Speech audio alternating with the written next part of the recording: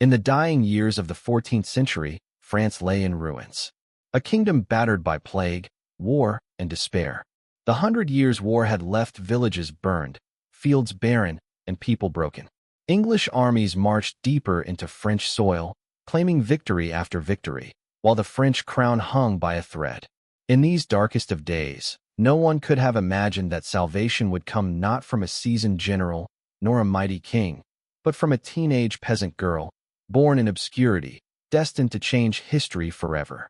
This is the story of Joan of Arc, the shepherd's daughter who heard voices from heaven, who united a broken nation, who stood fearless before kings and armies, and who walked, unflinching, into the fire. Joan was born in 1412, in the small village of Domrémy, a quiet corner of rural France. Her parents were farmers, ordinary folk struggling through the hardships of war. To the villagers, she was no different than any other child, simple, devout, quiet. But as she grew, whispers began to stir of something extraordinary. For at the age of 13, while working in the fields, Joan claimed to have heard a voice. Not the voice of man, but of angels. The Archangel Michael, Saint Catherine, Saint Margaret, they spoke to her of France's suffering and commanded her to rise, to deliver her people from despair. At first, Joan trembled with fear. A child of 13, who could she be to speak with God's messengers?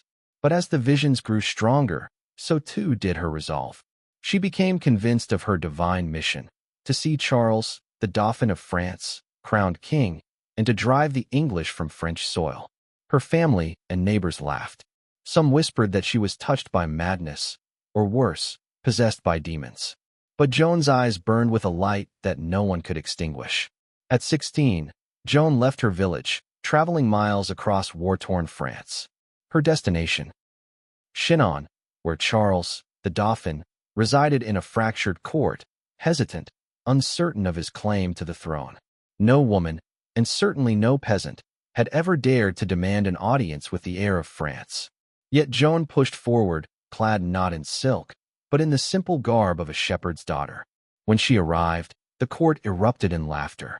Nobles mocked her, soldiers scoffed. But Charles, curious, devised a test. Disguising himself among his courtiers, he hid, waiting to see if this peasant girl could truly find him. And she did. Without hesitation, Joan walked through the crowded hall, bowed before him, and spoke words that cut through his doubt. "Gentle Dauphin, my name is Joan. God has sent me to you, to see you crowned at Reims, and to drive your enemies from this land." Charles was shaken. For years, doubt had plagued him, whispers that he was illegitimate, unworthy of the crown.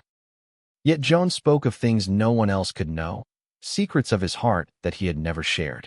And in that moment, the seed of belief was planted. Against the counsel of his nobles, Charles gave her a chance. Joan was fitted with armor, shining white upon her small frame. A banner was given to her, bearing the names of Christ and the saints. And with this banner, she rode to war. Her destination, the city of Orléans, under siege by the English, its people starving, its defenders broken. The road to Orléans was long and perilous. French soldiers doubted her. They sneered at the thought of following a teenage girl into battle. But as Joan rode, her faith lit a fire in their hearts. She spoke not of retreat, nor of fear, but of destiny. And when they reached the city, her presence alone seemed to shift the tide.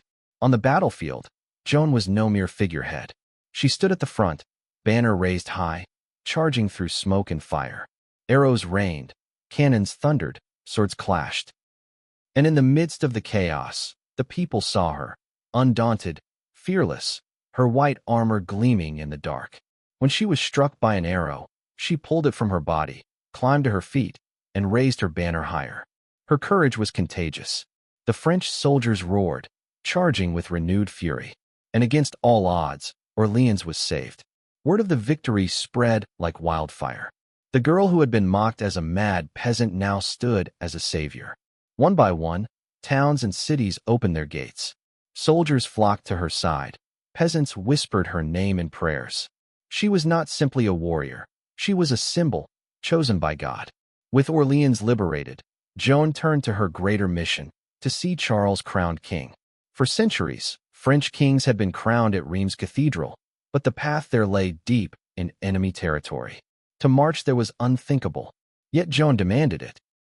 With her banner leading the way, the French army pressed forward, towns surrendering, fortresses crumbling, until at last, the gates of Reims opened wide. Inside the cathedral, sunlight streamed through stained glass. Choirs sang in heavenly harmony, and Charles knelt at the altar. The crown of France was placed upon his head, and Joan, clad in white armor, knelt beside him, tears of joy streaming down her cheeks. The Dauphin was now King Charles VII, and it was Joan who had made it possible. But triumph gave way to betrayal. Political rivals feared her power. Nobles whispered against her, envious of her influence. And the English, humiliated, sought her capture at any cost. In 1430, while leading a defense at Compiègne, Joan was surrounded. She fought valiantly, but was dragged from her horse, chained, and sold to the English. The people wept. The girl who had saved France was now a prisoner. Her trial was a mockery of justice. In Rouen, English-backed priests accused her of heresy, witchcraft, and blasphemy. They sneered at her visions, twisted her words, and tried to break her spirit. Yet Joan stood firm. Her voice did not waver. Her faith did not falter.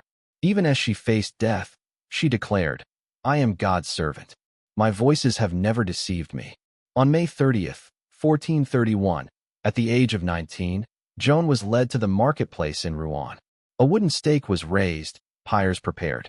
The crowd gathered in silence, many weeping, some crossing themselves. Joan wore a simple white gown, her hair shorn, her hands bound. She asked only for a cross, and as the flames rose, she lifted her eyes to heaven and whispered prayers.